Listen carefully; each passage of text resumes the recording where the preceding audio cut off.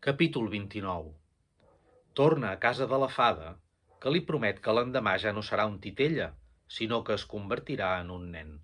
Gran esmorzar de cafè amb llet per celebrar l'esdeveniment. Just quan el pescador estava a punt de tirar en Pinotxo a la paella, va entrar a la cova un gos molt gros atret per l'olor forta i llaminera de fregit. «Fora d'aquí!» li va cridar el pescador amenaçant-lo encara amb el titell enfarinat a la mà. Però el pobre gos tenia gana per 4 i remugant i remenant la cua semblava que digués «Dóna'm una queixalada de fregit i et deixaré en pau». «Fora, et dic!» li va repetir el pescador i va estirar una cama per clavar-li una puntada de peu. Aleshores el gos, que quan tenia gana de debò no solia deixar-se fer pessigolles, es va encarar enrabiat al pescador i li va ensenyar els terribles ullals. Amb tot això es va sentir a la cova una veueta prima que deia «Salva-me, Lidoro! Si no em salves estic fregit!» El gos va reconèixer immediatament la veu d'en Pinotxo i amb gran sorpresa es va adonar que la veueta havia sortit d'aquell farcell enfarinat que el pescador tenia a la mà. Aleshores, què fa? Doncs fa un gran bot, agafa amb la boca aquell farcellet enfarinat i aguantant-lo delicadament amb les dents surt corrents de la cova i fuig com un llamp.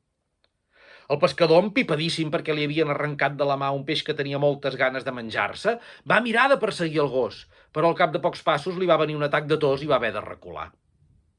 Amb tot això, l'Alidoro, que ja tornava a ser el camí que duia al poble, es va aturar i va deixar l'amic Pinotxo a terra amb molta cura. «Com t'ho he d'agrair!» va dir el titella. «De cap manera», va replicar el gos. «Tu em vas salvar a mi, i qui sembra cull.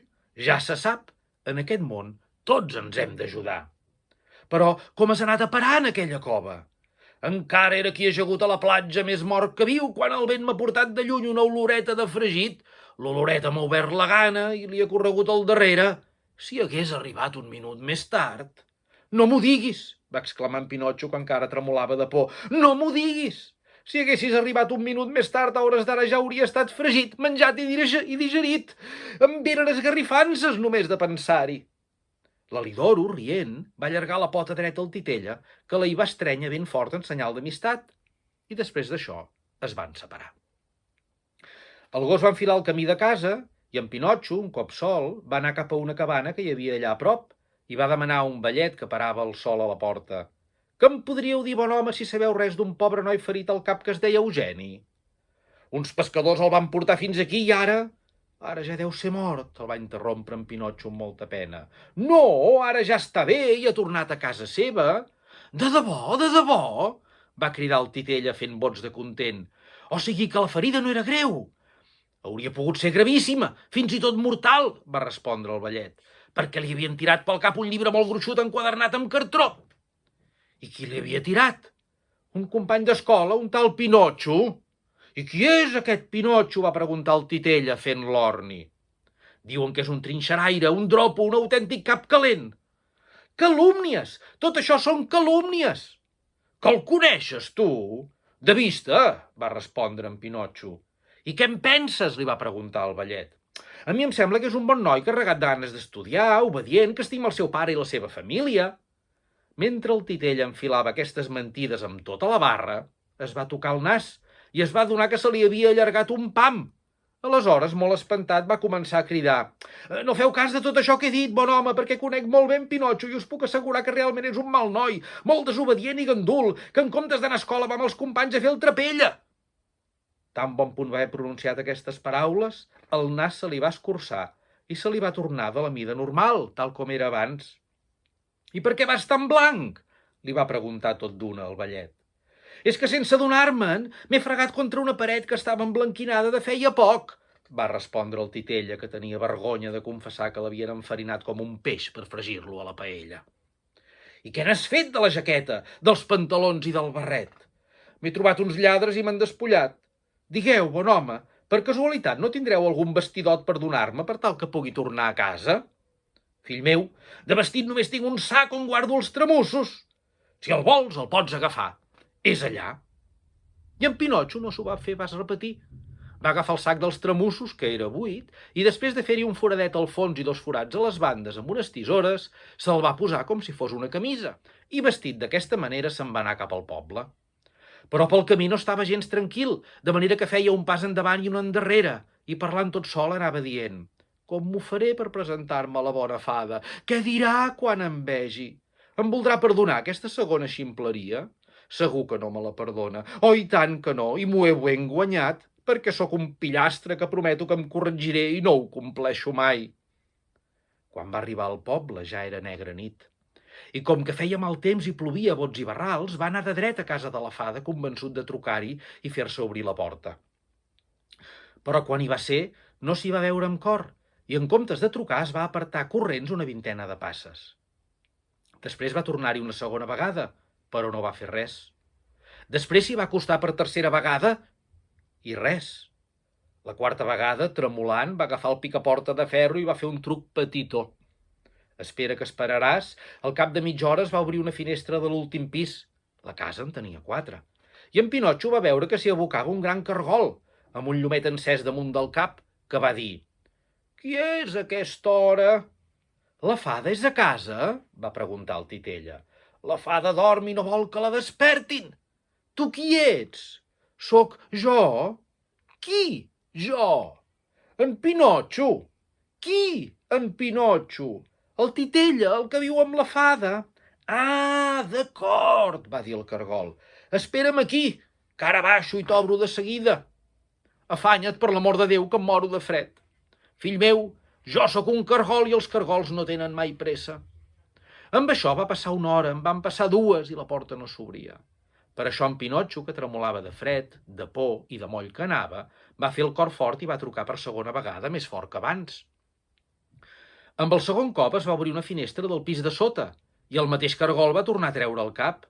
«Estimat cargol», va cridar en Pinotxo des del carrer, «fa 2 hores que espero, i 2 hores amb aquesta nit es fan més llargues que 2 anys. Afanya't, per l'amor de Déu». «Fill meu», li va respondre des de la finestra aquell animaló tot pau i tranquil·litat, «fill meu, jo sóc un cargol, i els cargols no tenen mai pressa». I va tornar a tancar la finestra. Al cap d'una mica van tocar les 12, després la 1, després les 2 de la matinada, i la porta continuava tancada. Aleshores en Pinotxo, que havia perdut la paciència, va agafar el picaporta amb ràbia per trucar prou fort per fer retrunyir tot l'edifici. Però el picaporta, que era de ferro, de sobte es va convertir en una anguila viva que se li va escapolir de les mans i va desaparèixer en el regueró d'aigua que corria pel mig del carrer. «Ah, sí?» va exclamar en Pinotxo, que cada cop s'hi veia menys de ràbia. «Si el picaporta ha desaparegut, continuaré trucant a puntades de peu». I es va fer una mica enrere per clavar un solemne cop de peu al portal de la casa. El cop va ser tan fort que el peu va entrar a la fusta i la va travessar. I quan el Titella el va voler treure, tot va ser inútil, perquè se li havia quedat clavat com un clau reblat. Imagineu-vos el pobre Pinotxo. Va haver de passar la resta de la nit amb un peu a terra i l'altre en l'aire. Al matí, a punta de dia, finalment, la porta es va obrir. Aquell bon cargol, per baixar del 4è pis fins al portal del carrer, només havia trigat 9 hores. S'ha de dir que havia fet una bona suada. «Què fas amb el peu ficat a la porta?» va preguntar rient el Titella. «Ha estat una desgràcia. Mira, cargol, maco, a veure si em pots alliberar d'aquest turment». «Fill meu, aquí es necessita un bon fuster, i jo no n'he fet mai. Ves a buscar la fada de part meva. La fada dorm i no vol que la despertin. Però què vols que faci jo tot el dia clavat a la porta?» «Et pots entretenir comptant les formigues que passen pel carrer. Almenys porta'm alguna cosa per menjar, perquè estic ben mort». «De seguida», va dir el cargol. I realment, al cap de 3 hores i mitja, en Pinotxo el va veure tornar amb una safata de plata al cap.